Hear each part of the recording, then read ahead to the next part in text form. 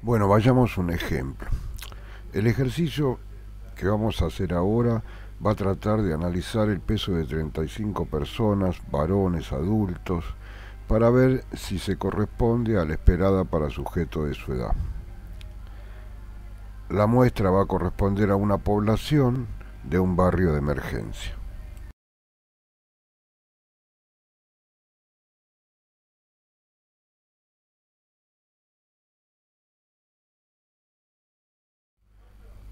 La cantidad de datos sabemos que es 35, así que nuestra n tendrá esa cifra.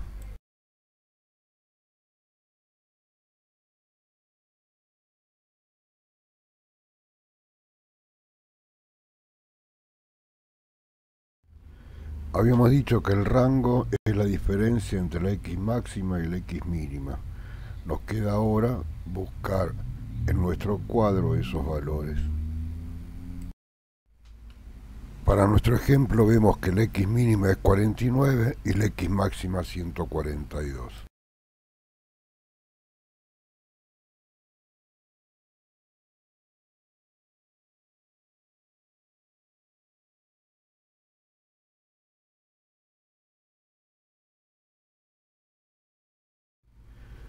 Para conocer el número de intervalos vamos a aplicar la fórmula que se conoce como Sturgest.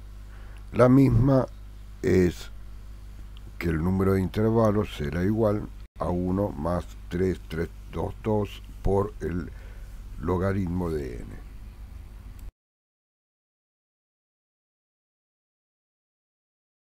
Sabiendo que n es 35, la fórmula será la siguiente.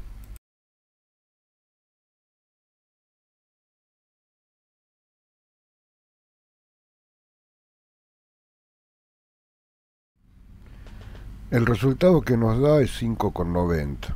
En realidad tenemos que poner un número entero más cercano, que sería 6, pero nos convendría, siempre conviene, poner un número impar. Por lo tanto, el número impar más cercano que tenemos es 5.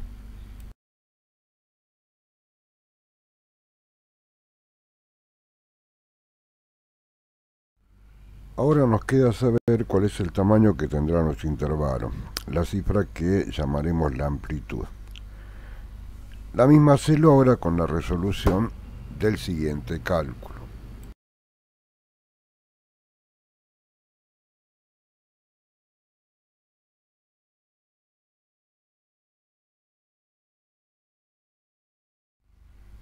Conocemos que el resultado de R es 93 y el de K es 5. Si dividimos 93 por 5, el resultado es 18,60.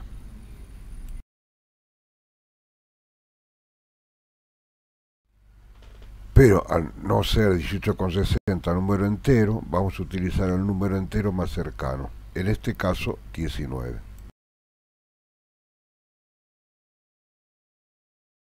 Ahora solo nos falta obtener lo que vamos a llamar nuevo rango. Y ahora vamos a saber para qué sirve. El nuevo rango lo vamos a obtener multiplicando la cifra que corresponde al número de intervalos K por la amplitud A. En este caso tenemos 5 por 19. El número que nos da es 95.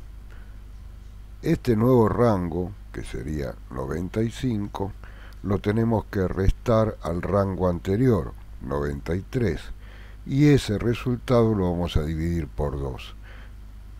La cifra que nos da es 1 y ese va a ser nuestro nuevo rango.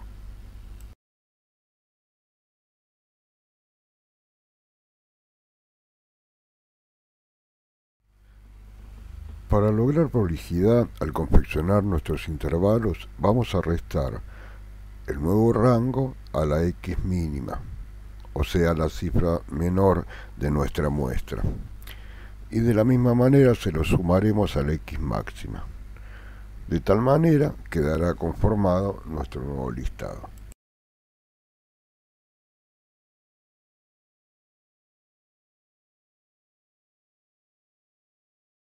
Bueno, ahora vamos a comenzar a hacer nuestra tabla de frecuencia agrupada.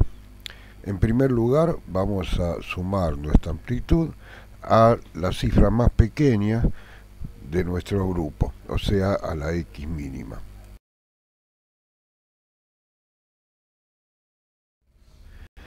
Así tenemos nuestro primer intervalo, que estará dado entre 48 y 67. 48 lo llamaremos nuestro límite inferior y a 67 nuestro límite superior.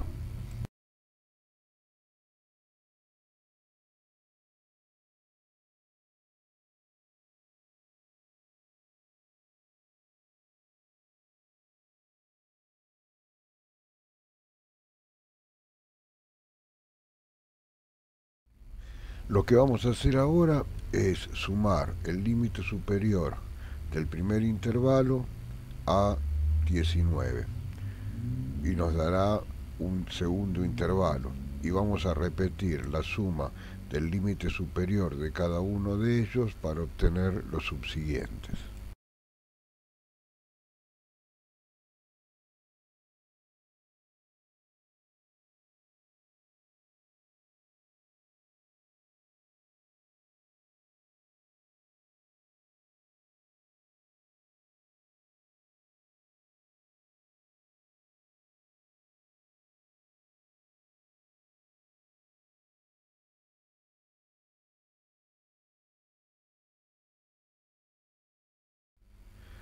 Como verán, hemos terminado de colocar todos nuestros intervalos debajo de la columna peso.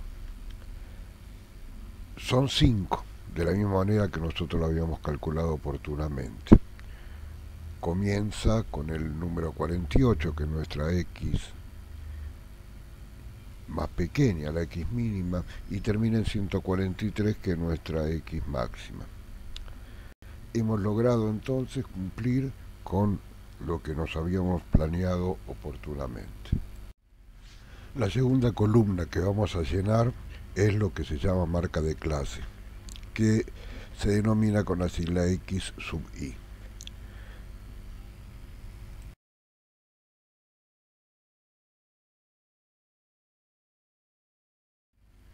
¿Qué es la marca de clase? Es una media entre la suma del límite inferior más el límite superior dividido 2. ¿Para qué nos sirve? Bueno, cuando tengamos completa la tabla, comencemos a hacer los análisis sobre los resultados obtenidos, nos va a ser de mucha utilidad.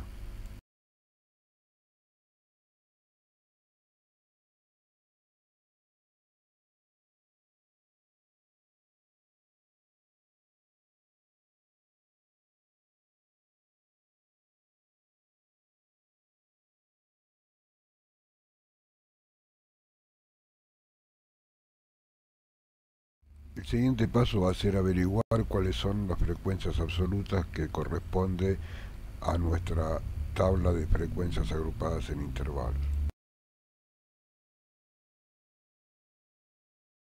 Para eso vamos a traer nuestra muestra nuevamente para poder analizarla. Para completar la columna de las frecuencias absolutas, ustedes recuerdan que frecuencia absoluta era el número de veces que se repetía el mismo dato en nuestra muestra. Por lo tanto, esta vez será el número de veces que se repita el dato dentro de nuestro intervalo. O sea, que la primera frecuencia absoluta será la cantidad de veces que se repita entre 48 y 66 los datos de nuestra muestra. Fíjense que le estoy sacando una cifra a nuestro límite superior.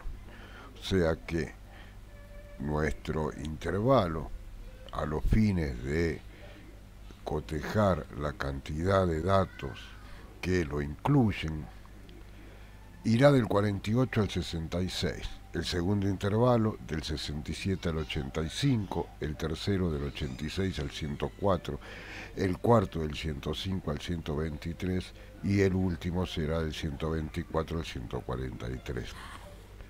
Esto es así porque se calcula que el límite inferior es un límite cerrado y el límite superior es un límite abierto. O sea que al límite superior le vamos a quitar 1 a los efectos de que no se nos repitan elementos a contar. Así la frecuencia absoluta del primer intervalo será 8, que se corresponden a los pesos 58, 52, 48, 56, 65, 66, 54 y 66.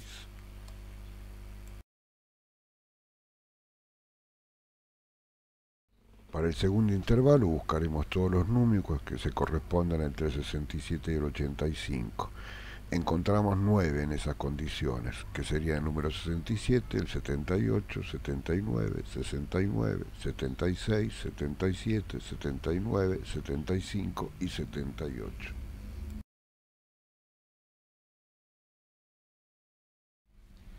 Así nuestro tercer intervalo será lo más populoso, porque vamos a encontrar 16 elementos de nuestra muestra que están incluidos entre el número 86 y el 104.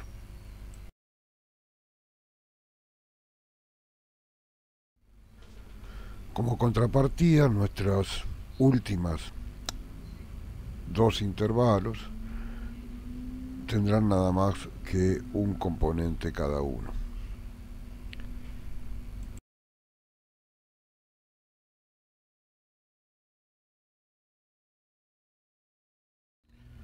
Si sumamos todas nuestras frecuencias absolutas nos dará 35, que es el número que se correspondía a nuestra n. Así que comprobamos que nuestro trabajo está bien hecho.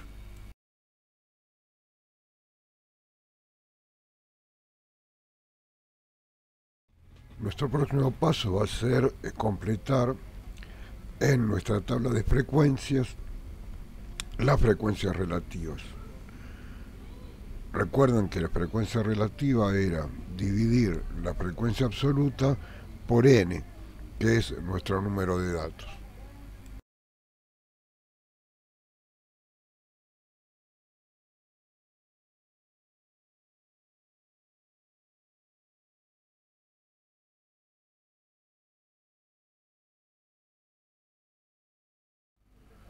Para comprobar que hemos realizado bien los cálculos, la suma de todas las frecuencias relativas nos tiene que dar 100%. Para terminar nuestra tabla, vamos a averiguar cuáles son las frecuencias absolutas acumuladas. Recordemos que para lograr saber cuáles son las frecuencias absolutas acumuladas, debemos partir de la primera frecuencia absoluta y la segunda frecuencia absoluta será la suma de la primera con la segunda, la tercera será la suma del resultado siguiente con la tercera y así sucesivamente hasta terminar. Recordemos también que en nuestro caso la quinta frecuencia absoluta debe ser como resultado el número n.